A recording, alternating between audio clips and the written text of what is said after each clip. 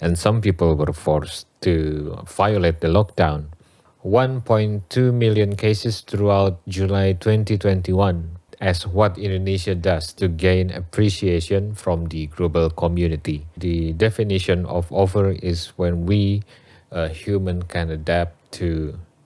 Welcome to Story of Indonesia. In today's topic, we are going to talk about the most recent issues for the last 2 years.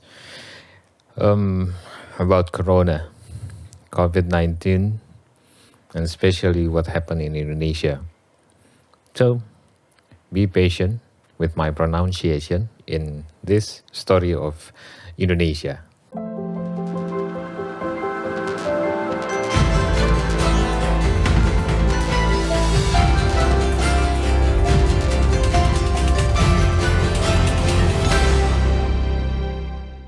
I'm sure everybody here already has had their fair share of its ups and downs during these past 2 years.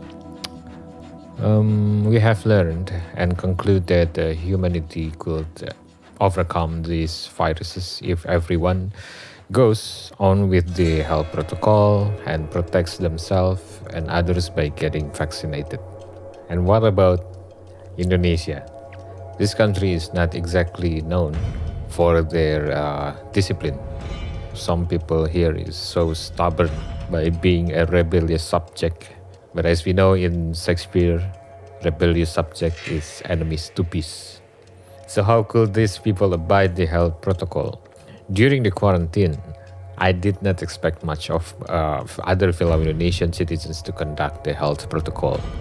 Because as far as I know, many people here defy common sense habitually, and it may be hard to fully protect myself when other people do not hold or do not obey the health protocol.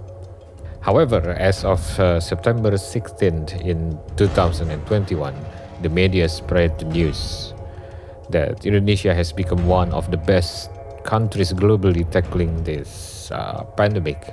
It's hard to believe, but that is the fact. I'm not asking you to believe because me myself sometimes just don't believe it. But that's the news and that's the fact. Let's discuss what has happened that became a turning point for Indonesia in handling COVID.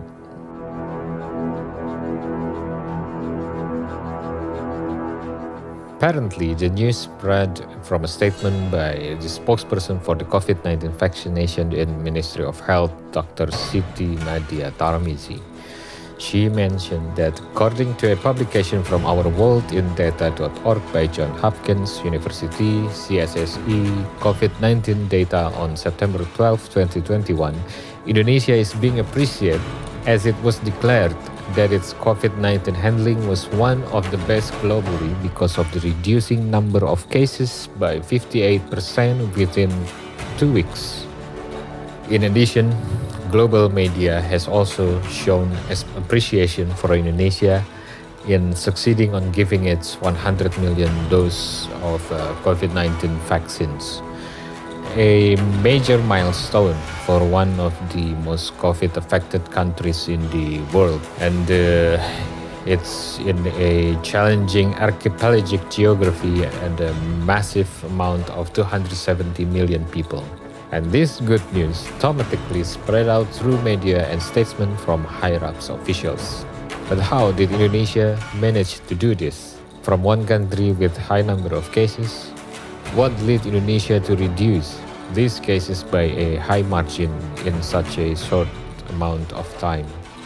As one of the most populated countries in the world, it is not easy for Indonesia to control all of its citizens and implement a safe health protocol.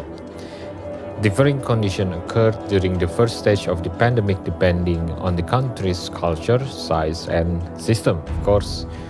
Contrary to Taiwan, Japan, Italy, and other developed countries, although they are already had a good supporting system, Indonesia has just started to develop a digital insurance system that still faces many issues. Like what I've made in my earlier video about the healthcare system in Indonesia.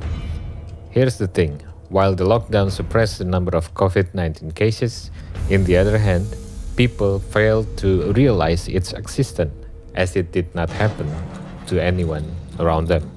Despite the campaign and information relayed throughout many channels from various sources such as media and gossip maybe, many people did not understand that the real consequences of the COVID, thus disregarding the health and safety protocols, while others may get overly paranoid over the disease.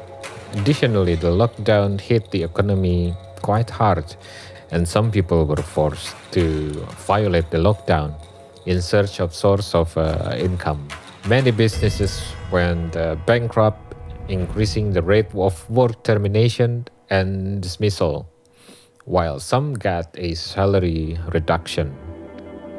Forced by the situation, lockdown turned into PSBB, or in English, you can say like a large-scale social restriction policy that enabled mobilization to a certain extent to relieve the economy.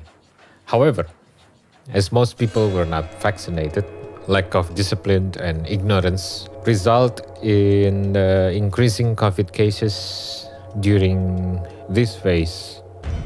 In addition, some COVID patients were getting alienated by the society around them. Furthermore, the high price of PCR testing causes fear of getting themselves checked when having symptoms. This negligence results in the highest rate of an outbreak. 1.2 million cases throughout July 2021 presumably occurred post Eid al-Fitr, is the holiday of Islam.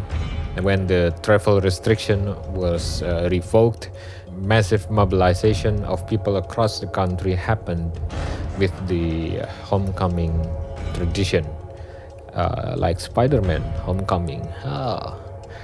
As a result, most virus transmissions occurred during this period and result in the highest death toll of 38,000 within the next month.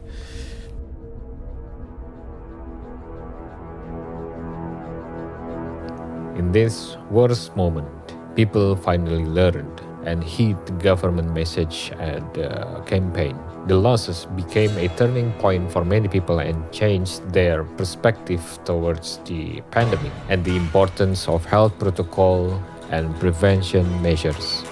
The government's effort to inform the citizens of the prevention measures, enforce health protocol, and campaign vaccination finally saw the light of hope, as more citizens were starting to participate actively. Peduli Lindungi, an application that tracked people's COVID inspection and vaccination, is being implemented. It leads to increasing vaccination rate and the activation of the apps as the restriction policy banned unvaccinated people from entering most public spaces. Indonesia has passed 100 million COVID-19 vaccine doses, which the program recently expanded to include the 12 to 17-year-old age group and is currently administering over 1.2 million doses a day, nearly a tenfold increase since mid-May 2021.